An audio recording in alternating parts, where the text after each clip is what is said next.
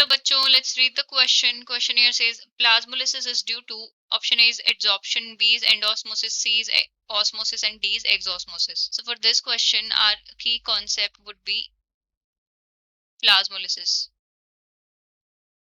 Plasmolysis. So plasmolysis क्या होता है? It is a process of shell shrinking. It is a process of shrinking of cell, shrinking of cell, shrinking of cell membrane, या हम बोल सकते हैं plasma membrane, plasma membrane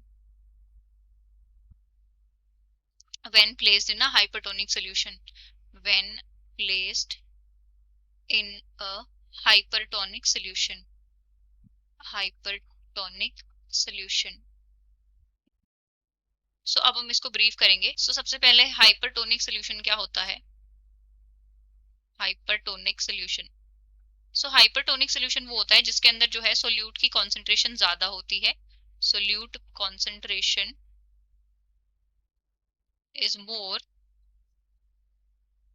and solvent की concentration जो है वो कम होती है. Solvent concentration is less, concentration is less. तो वो सोल्यूशन क्या होता है? हमारा हाइपरटोनिक सोल्यूशन है. तो मान लो ये हमारे पास एक कंटेनर है जिसके अंदर हमने फिल किया हुआ है हाइपरटोनिक सोल्यूशन से, और इसके अंदर हम सेल को रख रहे हैं. ये मान लेते हैं हमारी सेल है, इस सेल का प्रोटोप्लाज्म है, न्यूक्लियस है.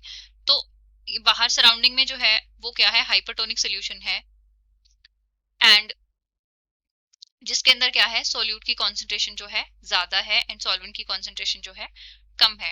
एंड सेल के अंदर क्या है? सो एज अ रिजल्ट क्या होगा कि there will be exosmosis of water. Exosmosis of water means cell से जो है सॉल्वेंट की मूवमेंट हो जाएगी बाहर के साइड, बिकॉज बाहर वाला जो इन्वायरमेंट है जो हमारे पास हाइपरटोनिक सोल्यूशन है उसमें सॉल्वेंट की कॉन्सेंट्रेशन जो है कम है. तो जो वाटर जो है, water will move out of the cell, move out of the cell. और जब सेल के अंदर से वाटर की मूवमेंट हो जाएगी बाहर की तरफ सोल्यूशन में, तो क्या होगा? सेल का जो प्रोटोप्लाज्म है वो क्या हो जाएगा? सेल की जो मेम्ब्रेन है वो क्या हो जाएगी? श्रिंक हो जाएगी. There will be shrinking of cell, shrinking of cell. और सेल हमारी क्या बन जाएगी? सेल क्या बन जाएगी? प्लाज्मोलाइज्ड सेल हो जाएगी, प्लाज्मोलाइज्ड सेल. तो इसी को हम बोलते हैं प्लाज्मोलाइसिस.